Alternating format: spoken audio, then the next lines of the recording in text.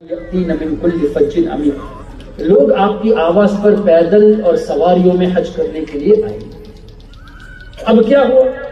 حضرت ابراہیم علیہ السلام ایک پہاڑی پر یا کسی چوٹی پر انہوں نے ایسی ندا کی کہ اے لوگوں، اللہ تعالی حج کے لیے بلا رہا ہے۔ اللہ تبارک و تعالی نے ابراہیم علیہ السلام کی آواز میں وہ طاقت دی۔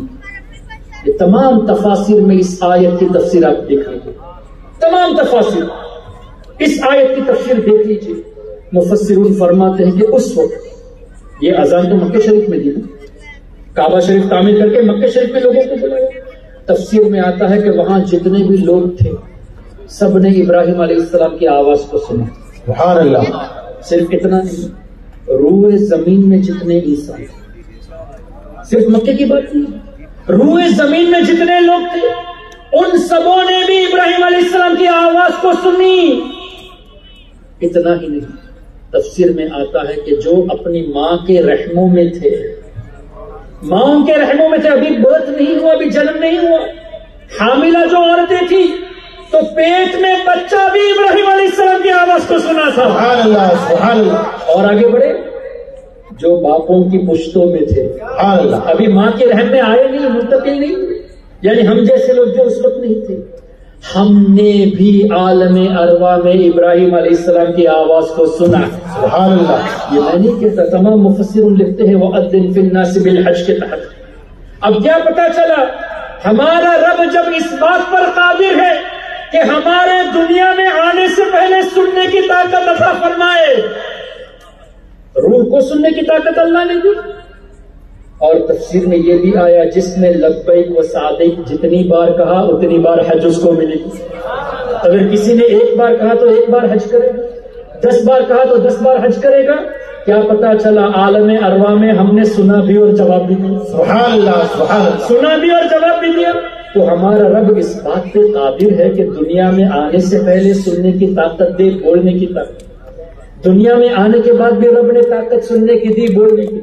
کیا رب کے لیے یہ بعید ہے کہ دنیا سے جانے کے بعد ہمیں سننے کی طاقت دے اور بولنے کی طاقت دے؟ کون سی بعید ہے؟ نہیں، یہ تو حضور نے فرما دیا کہ رب طاقت دیتا ہے اور سنتے ہیں اور دعائیں بھی کرتے ہیں۔ سبحان اللہ، سبحان اللہ۔ مسلمان کی یہ شان ہے تو اللہ کے اولیاء اور انبیاء کی شان یہ ہماری سمجھ سے باہر ہے۔ تبھی تو اللہ نے یوں بھی فرمایا نا، وَلَا تَقُولُوا لِمَنْ يُقْتَلُ فِي سَبِيلِ اللَّهِ أَمْوَاتٌ بَلْ أَحْيَاءٌ وَلَكِنْ لا تشعرون۔ تمہیں اس کا شعور نہیں ہے؟ جب تمہیں سمجھ ہی نہیں ہے تو جھگڑا کیوں کرتے؟ ان کی حیات کے بارے میں تمہیں شعور ہی نہیں ہے تو حیات نہیں ہے کہتے ہی ہو۔ تمہاری سمجھ میں نہیں آتا تو بولو، سمجھ میں نہیں آتا، جو حضور نے فرما دیا اس کو مانو۔ اپنی طرف سے منمانی کیوں کرتے ہو؟ اب اس طرح کی باتیں، یہ بھی جو حافظ ابن کثیر، یہ بھی جو بات ہے کہ ابراہیم علیہ السلام کی آواز کو سب نے سنا، یہ بھی حافظ ابن کثیر نے لکھا ہے اپنی تفسیر میں۔ اور اسی طرح تفسیر بغوی ہجری 516 میں وفات پائے امام بغوی، 900 سال پہلے کے بزرگ، قرطبی میں لکھا ہے، تفسیر کبیر میں لکھا ہے، تفسیر جلالین میں لکھا ہے۔ تو اس طرح اللہ تبارک و تعالی اپنے بندوں کے طاقتوں سے نوازتا ہے۔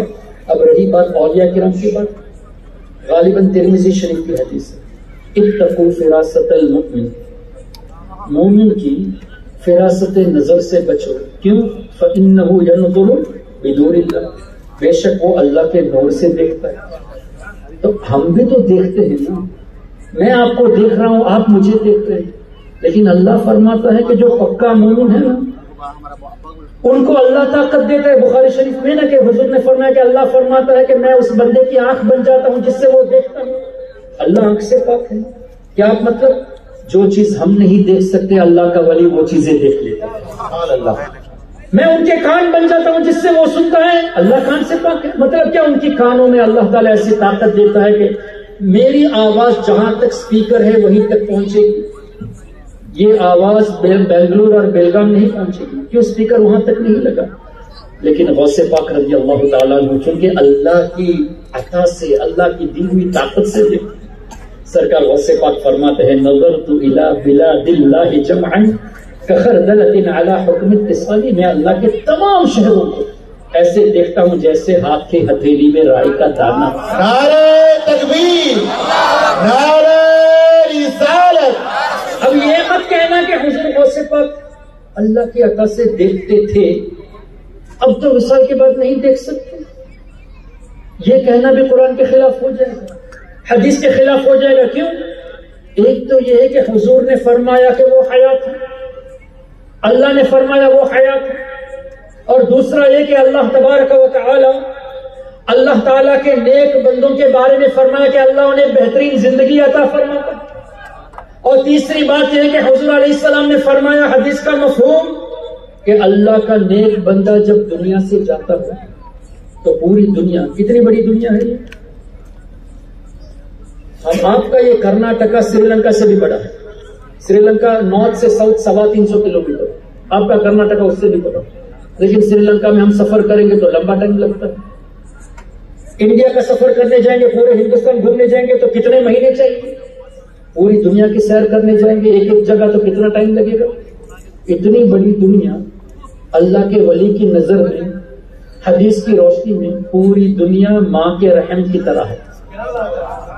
ماں کا رحم کتنا بڑا ہے کہ روم آف دی مدر کچھ ملی میٹر سکتے ہیں. تو حضور کے فرامین کے مطابق پوری دنیا اللہ کے ولی کی نظر میں ماں کے رحم کی طرح کچھ ملی میٹرز ہے. اور اس دنیا میں رہ کر غوث پاک نے پوری دنیا کو ہاتھ کی ہتھیلی میں رائے کے دانے کے برابر دیکھا. اب خود دنیا ہی چھوٹی ہو گئی تو غوث پاک اور آسانی سے دیکھ سکتے. بڑی دنیا کو چھوٹے سے دیکھ رہے تھے، اب دنیا خود چھوٹی ہو گئی ولی کی نظر میں تو غوث پاک تو اور آسانی سے دیکھ سکتے. جب آسانی سے دیکھ سکتے ہیں تو سننا دور سے یہ کون سی وعید ہے دیکھی ہے. جب دیکھ رہے ہیں تو یا غوث اعظم پکارنے سے کیسے وہ نہ سنے. اچھا، پھر حدیث میں مومن کی فراست نظر سے بچو، وہ اللہ کے نور سے دیکھتا ہے. کیا مطلب ہوا؟ ہمارے سامنے اپنی زبان کو قابو میں رکھو، کچھ بولو گے تو ہم گرفت کریں گے، ہم کچھ بولیں گے تو آپ گرفت کریں گے، لیکن ولی کے سامنے دل کو بھی قابو میں رکھو. وہ چونکہ اللہ کے نور سے دیکھتا ہے تو تمہارے دلوں سے بھی وہ واقف ہوتا ہے. تو حدیث کی روشنی میں اللہ کے اولیاء کو اللہ نے دلوں کے حال سے بھی واقف رکھا ہے. جسے اللہ چاہتا ہے اسے نوازتا ہے. اور اس پر غوث پاک کا ایک واقعہ میں آپ کو پیش کر دوں. چونکہ ہم غوث پاک کے عاشق ہیں الحمدللہ، اللہ غوث پاک کی غلامی میں ہمیشہ رکھیں. آمین آمین. سرکار غوث پاک کا ایک واقعہ ایک کتاب میں لکھا ہے. ان کے ایک خادم تھے حضرت عمر البزار رحمۃ اللہ، بہت مشہور ان کے خادم تھے. وہ فرماتے ہیں کہ ایک مرتبہ میں غوث پاک کے ساتھ جامع مسجد میں جمعہ کی نماز کے لیے جا رہا تھا. لیکن معمول یہ تھا کہ جب بھی غوث پاک جمعہ کے لیے تشریف لے جاتے تو لوگوں کا ہجوم ہو جاتا. لوگ آ کے قدم بوسی کرتے، دست بوسی کرتے، دعاؤں کے لیے گزارش کرتے. لیکن میں نے ایک عجیب چیز دیکھی، غوث پاک تشریف لے جا رہے ہیں، کوئی بھی حضور غوث پاک کے قریب نہیں آیا. میرے دل میں یہ خیال آنا ہی تھا کہ تھوڑی دیر نہ ہوئی کہ لوگوں کا ہجوم آ گیا. چاروں طرف سے لوگ آنے لگے اور غوث پاک سے مصافحہ کرنے لگے، قدم بوسی کرنے لگے. اور پھر لوگ اتنے تھے کہ حضرت عمر البزار فرماتے ہیں کہ بھیڑ میں میں غوث پاک سے دور ہو گیا. تو میں نے دل میں یہ سوچا کہ اس سے بہتر تو وہ حالت تھی کہ میں غوث پاک کے قریب تو تھا، جب کوئی نہیں تھے تو میں قریب تو تھا، اب میں دور ہو گیا. سرکار غوث پاک نے ان کی طرف دیکھ کر مسکرایا، فرمایا اے عمر، تم نے اس طرح سوچا تھا نا، جان لو ان قلوب الناس بیدی، لوگوں کے دلوں کو اللہ نے میرے قبضے میں رکھ دیا ہے. نعرہ تکبیر. میں جب چاہوں جس کی طرف چاہوں ان کی توجہ میری طرف کر دوں اور جب چاہوں ان کی توجہ ہٹا دوں.